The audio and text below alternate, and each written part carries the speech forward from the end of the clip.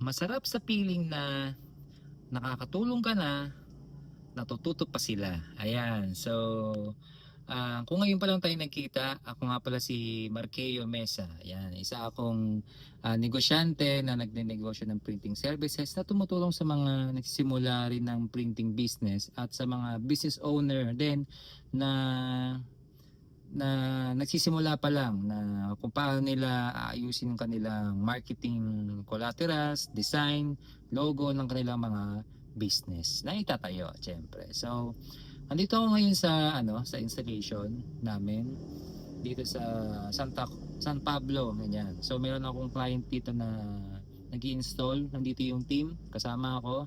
At andun na sila. Ayan, diba, nandito na ako sa sasakyan. So, naiiwanan ko na sila. So, yun yung kagandahan. Kahit pa paano natututo sila at marunong na. Kumbaga naturo ko na kahit pa paano. May idea na sila. Yung iba, meron din tayo ditong bagong tinuturuan. No? Yung mismong tinuturuan ko, noon, siya na yung nagtuturo ngayon. Pero medyo nangangapa pa. Kaya nandito pa ako. Tinitignan ko pa kung ano yung mga pagkakamali, yung mga pwede ko pang ituro pa sa kanila na hanggang sa dumating yung araw na hindi na nila ako kailangan. Ayan. So yun yung kasi isa sa plano ko na kailangan ko na mabahagi sa kanila lahat ng mga nalalaman ko kung gusto nila. Ayan. Pero kung nakikitaan natin ng potential, yung mga empleyado natin, 'di ba? Yung mga gustong matutong mga empleyado o mga tao na tutulong din sa iyo, tutulong sa atin, tinutulungan natin sila na magkaroon ng trabaho o extra income na tinatawag lang. So ito kasi mga to, mga on call ko lang to, hindi sila to mga regular.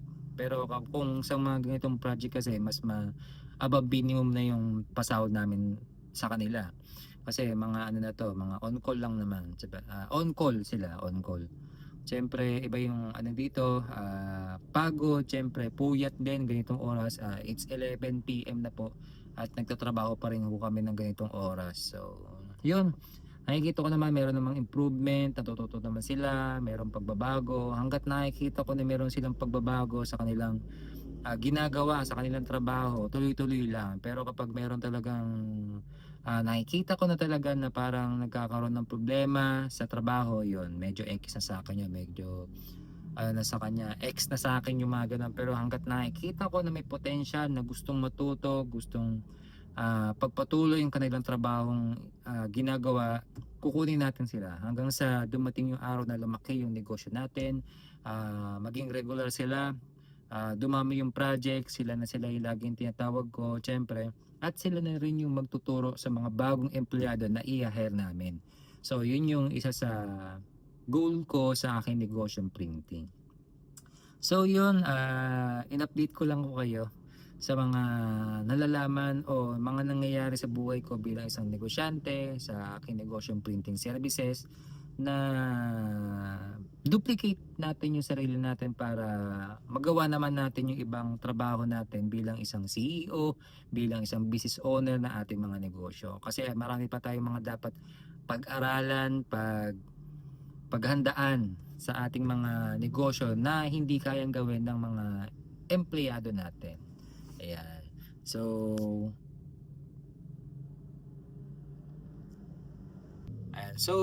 tulungan natin yung mga empleyado natin na matuto.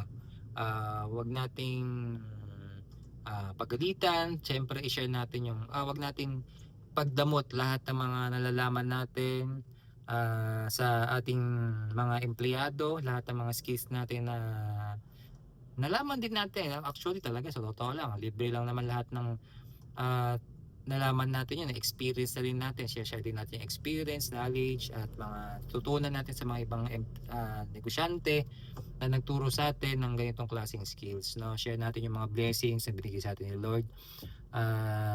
Siyempre, para tsaka wag tayong matakot na balang araw mawala sila. Siyempre, tuturuan natin sila tapos aalis din sila. Ganun talaga ang mangyayari sa mga nagbabago yung buhay, nagkakaroon ng mga pangarap. Siyempre, hindi naman habang buhay sa atin magtatrabaho yung mga yan. Siyempre, may mga sarili ni silang goal sa kanilang buhay, landas na gustong tahakin, na gustong masenso, magkaroon ng magandang buhay. yun, tsaka at least natulungan natin sila na baguhin yung kanilang landas, yung pag-iisip, yung mindset na bilang isang empleyado, 'di ba? Ganun lang, isa rin tayo sa nagiging inspirasyon sa ating mga empleyado na baguhin yung kanilang landas, na magkaroon ng maayos na pakikitungo sa kanila na matuto pa at maturuan din kahit papaano sila ng mga wisdom na bilang isang matinong negosyante na mataas din ang pangarap. So dapat share din natin sa mga empleyado natin na taasan din nila yung pangarap nila at maabot din nila yung pangarap nila na katulad ng pangarap na gusto nating abutin. So yun lang po. Ayan, kung hindi ka pa pala nakasubscribe sa ating mga social media accounts, please follow na lang ako sa lahat ng aking mga social media. Ayan, para lagi kang updated sa lahat ng mga content na gagawin ko pa. So, yun lang. Ako nga muli. Ako nga pala si Marqueo Mesa. Isa akong negosyante, nagninegosyo ng printing services na tumutulong sa mga nagsisimulang nagninegosyo at mga printing business owner at mga negosyante na gustong pagandahin yung kanilang marketing collaterals at mga wala pang idea kung paano nila ayusin ang kanilang mga logo at design ng kanilang mga negosyo. So yun lang at maraming salamat po sa tapos ng video na to. At more clients to come and God bless po. Alright? Bye-bye!